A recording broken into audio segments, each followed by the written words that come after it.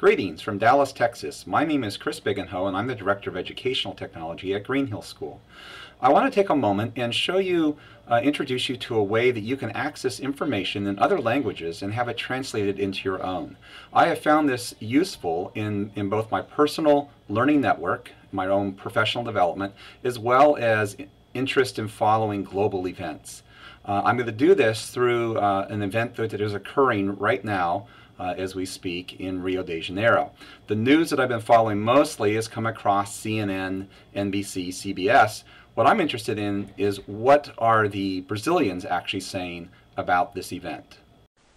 So our first stop in Brazil, in Rio, is going to be the traditional news reports, in this case from CNN. And here you can see a headline.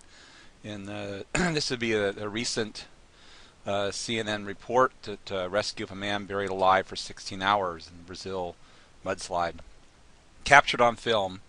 And here's a couple other examples. This is from January 14th. Headlines: more than 500 dead in Brazil flooding. And then just a day later, they upped that to 600. And this will give you a kind of a sense of things on the ground. And again, this is traditional news reporting here.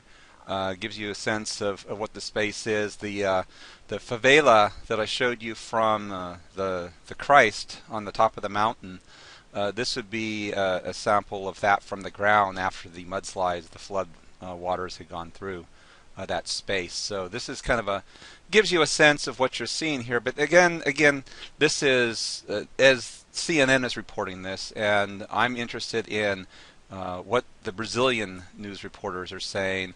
In this case, what the people on the ground might actually be saying in their words, their feelings, in their space. So that takes us to non-traditional resources such as Twitter, blogs, and then of course some of the Brazilian news outlets that would be in Portuguese. And of course I don't speak Portuguese, I don't read Portuguese. So that becomes the next challenge. So the tool that I'm going to use to do this is Google Translate. And so in the next stop we're going to take a look at Google Translate and how I can use that to begin to mine for other information, begin to understand what is going on the ground. So using Google Translate, I go ahead and set the language for the language I'm starting from, in this case English, and I want to translate this to Portuguese. I want to know what the word for mudslide is. And I'm going to use that word for slide or for mudslide to then search some other areas. And so I can see here I have de terra, I believe that to mean earth. So this must be the slide. And so this is the word that I'm interested in here, which I'm going to copy and paste into another space. In this case it's going to be TweetDeck, to allow me then to look for tweets that have been tagged with this particular word. These, of course, will most likely be tweets that are in Portuguese.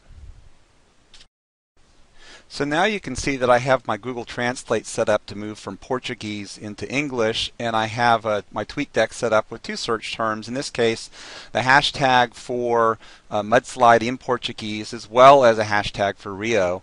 And we're just going to go ahead and take a look at a few of these. Here's the first one I want to see. Let's go ahead and put this over here. It just simply says, wow. Now there's a link here, and we can actually follow that link. In this case, it takes us to Flickr. And now we get a kind of a human side of this story, something that someone actually posted who was there on the ground. And I'm not reading Portuguese.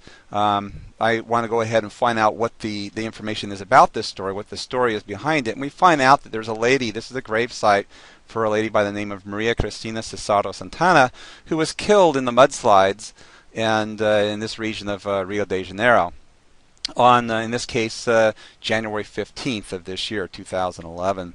And so we get a sense here of kind of the human side of this. This is something that someone in the region decided to post.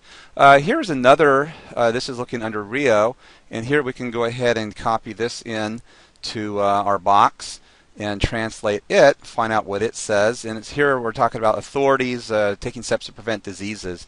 I've noticed quite a few tweets here dealing with diseases. So we can follow that link, and that takes us to a newspaper site. And here's the story. And in this case, of course, we all want to be able to read this story. And you can see that it is in Portuguese.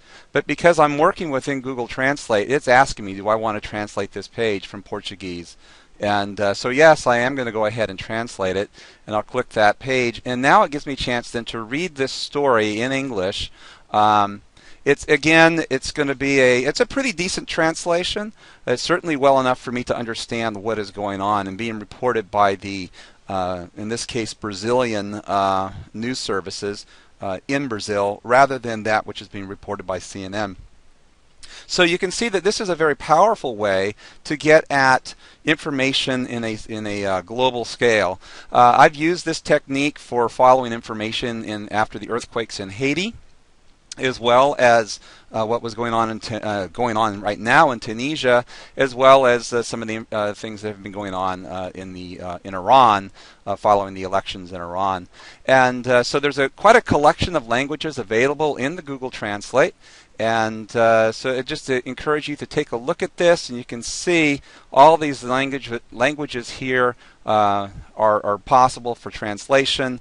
And while you don't want to have your students use this to do their homework, certainly it is good enough to be able to understand what is going on in the world in places where you don't speak the language.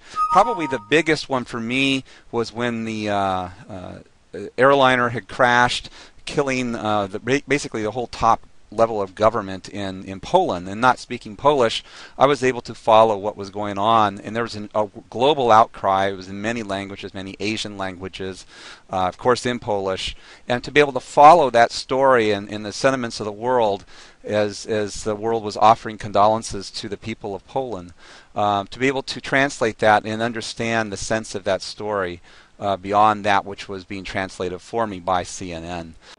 So now it's your turn. Follow a global event. Don't worry about the language. Go ahead and use Google Translate to find the keywords, to do your search, to put in your TweetDeck or whatever search tool you want to use, to go ahead and search the internet and translate those pages from whatever language they happen to be in into your native language, so you can understand what is happening in the world in the global language.